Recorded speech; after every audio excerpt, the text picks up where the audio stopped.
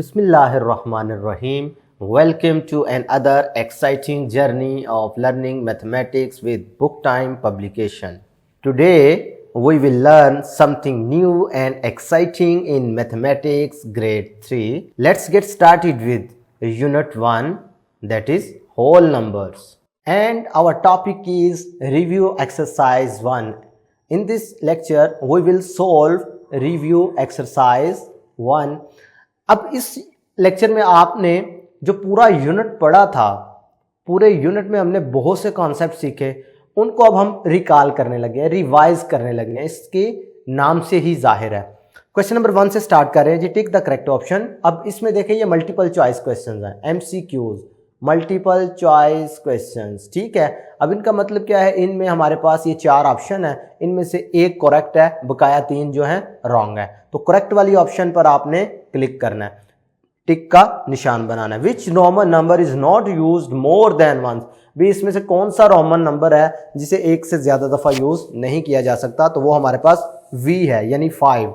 देखें I भी एक से ज्यादा दफा रिपीट हो जाता है, अगर 3 की बात करूं तो X भी ज्यादा दफा रिपीट हो जाता है, जैसा कि 20 की बात करें, ठीक है। तो लिहाजा B is the correct option. Part 2 देखें, नंबर है 0, 2, 4, 6 और 8 एट इट्स वंस प्लेस। ऐसे नंबर जिनकी वंस प्लेस पर ये नंबर हो तो उनको हम इवन नंबर कहते थे, यही हमने पढ़ा हुआ है। उसके बाद द ग्रेटेस्ट 4 डिजिट नंबर, भी सबसे बड़ा 4 डिजिट नंबर क्या होता है। तो फिर बच्चों आप इसमें ये याद रखें, सबसे बड़ा 1 डिजिट नंबर कौन सा होता है, 9। सबसे बड़ा 2 डिजिट नंबर, उसके साथ एक और 9 मिला दो तो 3 डिजिट सबसे बड़ा, उसके साथ एक 9 मिला दो। 4 डिजिट सबसे बड़ा क्या होगा, जब 4 के 4 डिजिट 9 होंगे, क्योंकि सबसे बड़ा 1 डिजिट नंबर 9 था, तो इससे बनने वाला यानी 5 डिजिट। आपने कभी भी इससे बड़ा नंबर भी आपने फाइंड करना हुआ तो आप क्या करेंगे, साथ में सिंपल 9 मिलाते जाएंगे। तो पता चला D is the correct option. Greatest 4 digit number is 9999। Question number 2 देखते हैं जी। Write the Roman numbers in the given boxes. भाई कार्डिनल नंबर्स गिवन है, रोमन नंबर्स में प्रेजेंट करना है इनको। लो जी 14 है। 14 का मतलब क्या है, 10 + 4 14 होता है। 10 के लिए x, 4 के लिए क्या लगाते हैं i v, 14 बन गया। 18 के लिए क्या लिखोगे, 10 और 8 के लिए v ट्रिपल i, ऐसा ही है 18 लिखने के लिए। अब 10 इसके लिए x, 13 क्या होगा, लिख लेंगे 6 v i, 5 कर लोगे, 10 कर लोगे। 15 के लिए क्या करेंगे, 10 + 5, तो ये 10 है, ये 5, 15, तो 20 तो बहुत इजी है, हो जाएगा। क्वेश्चन नंबर 3 देखें। Colour the circles of even number in red and odd number in blue. चले जी, रेड नंबर वाले मैं आपको बताता हूं कि इसमें से पहले तो आइडेंटिफाई कर लेते हैं कि इवन है कौन कौन से। इवन नंबर के लिए आपने सीखा था कि आपने नंबर्स की वंस प्लेस देखनी है। अगर तो वो 0, 2, 4, 6, 8 हुई तो फिर वो इवन है। देखें इसकी 0, 2, 4, 6, 8 नहीं है, इसकी है, इसका मतलब है ये इवन है, इसका मतलब है ये इवन है, ये इवन है, ये इवन है, ये इवन है, ये भी इवन है, ये भी इवन है, ठीक है। तो इनमें आपने रेड कलर कर देना, जो बकाया बचेंगे वो ऑब्वियसली ऑड नंबर्स होंगे। क्वेश्चन नंबर 4 देखते हैं। Count the slidable beads and express in numerals and words. बहुत आसान है। देखें जी, आपने ये बीड्स काउंट कर लेने हैं और उनसे पहले न्यूमरल बना लेना है, एक नंबर बनेगा, उसके बाद उसी को in the form of words लिखना है। नहायत आसान है, मैं एक करके दिखाता हूं। 1, 2, 3, 4, 5, 6, 7, 1, 2, 3, 1, 2, 3, 4, 1, 2, 3, 4, 5। लो जी, न्यूमरल तो हमारे पास बन गया। कॉमा लगा के लिखेंगे 7, 3, 4, 5। इसका मतलब क्या है, 7300।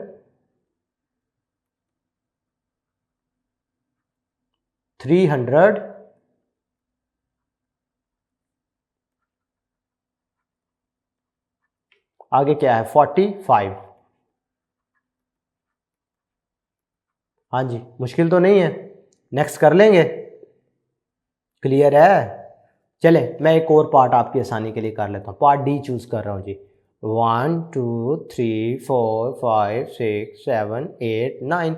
इससे पहले बच्चों आपका प्लेस वैल्यू का कॉन्सेप्ट भी क्लियर हो रहा है। आपको number in the form of numeral भी लिखना आ रहा है, in the form of words भी लिखना सीख रहे हैं आप। 1, 2, 3, 4, 5, 6, 1, 2 3 1 2 3 4 5 6 7 8 9। तो नंबर क्या बन गया 9,639। ये हमेशा याद रखना है 4 डिजिट जब आप लिखते हैं तो कॉमा किस जगह पे लगना है, 3 नंबर छोड़ के नेक्स्ट आपने कॉमा लगाना होता है। क्लियर है। अब इसे पढ़े, कॉमे की अहमियत भी ये है, आपको नंबर्स जब आप in the form of word लिखेंगे तो आसानी हो जाएगी। 9 कहाँ पर था, 1000 प्लेस पे, इसका मतलब है आप 9 की जगह पे लिखेंगे 9000, और 1000 की प्लूरल फॉर्म भी 1000 ही होती है, थाउजेंड्स नहीं लिखना, ये याद रखना है। 9000, आगे देखें 600, आगे क्या है 39।